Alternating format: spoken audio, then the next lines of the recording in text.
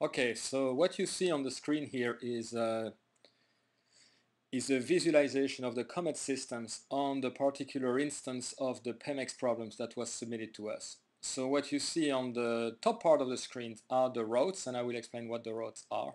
What you see on the bottom part of the screens are going to be the various objective functions, and I'll talk about them. So this is the shore and this is the platform. It is horizontal instead of being vertical because of the display.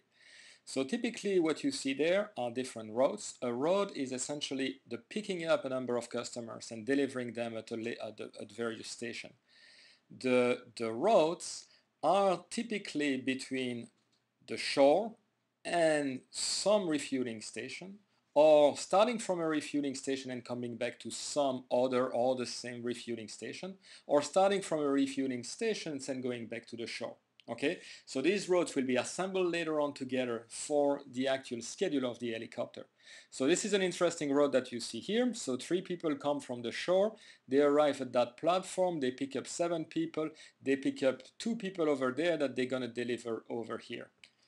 So you see on the edges the number of people flying that particular route that never exceed the size of the helicopters, of course. So what you see here is basically the number of routes which are decreasing, and what I will show you here is a step of the algorithm where you see these routes which are being decreased. We have to decrease the routes as much as possible because you have a limited number of helicopters. So typically we're going to reduce these these roads to a number which is sufficiently small such that they can be flown by the helicopters. Each time you see these roads decreasing, you see that each time you see the number of roads decreasing, you see the roads changing over there on the screen. That's what you see over there. You also see the travel distance, which has been basically decreasing steadily since the beginning of the execution. It started around 9,500 units, and at this point it's about 600 or something like this. So you see here also a sharp decrease at this point. You also see a sharp decrease in the number of roads.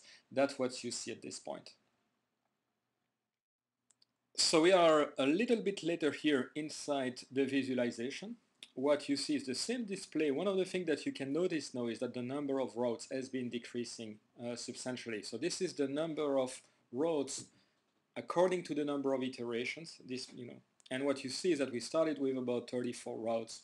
We are about at 11 routes at this point. You also see that the visualization here is much less clutter.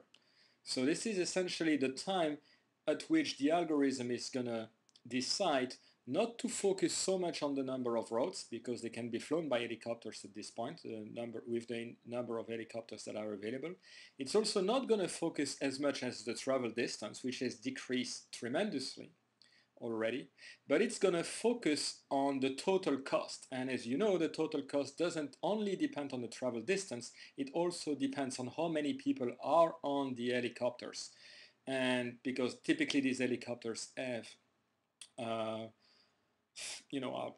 most effective with a certain number of people in there. What you see here, for instance, is that there are roads with a lot of people, 12, 13. You want to avoid this. Same things in this region. You see a lot of roads with 13, 12, and so on.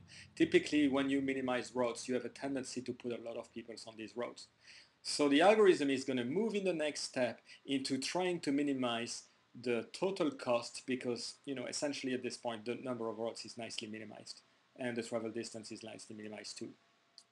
So this is a later stage of the optimization where essentially the execution is focused on the total cost.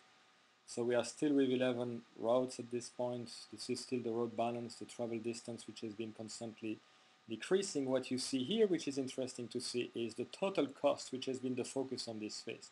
Because sometimes there are bumps there, it has to increase before further decreasing and so on, and it will further decrease later on. What you see here, which I find very interesting at this point, is that the roads here don't have any the roads don't have an helicopter basically flying with 13 customers. This is the same in this region. So the optimization at this point is probably going to focus on this region where there are two routes here with 13 customers. They can be removed in subsequent iterations.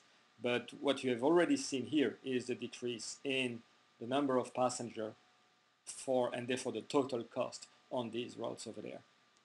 And that's essentially what the algorithm is going to continue to do in the subsequent step. Now, the algorithm also guarantees that the number of roads cannot increase at this point. So it's always lexicographic objective functions that we are optimizing.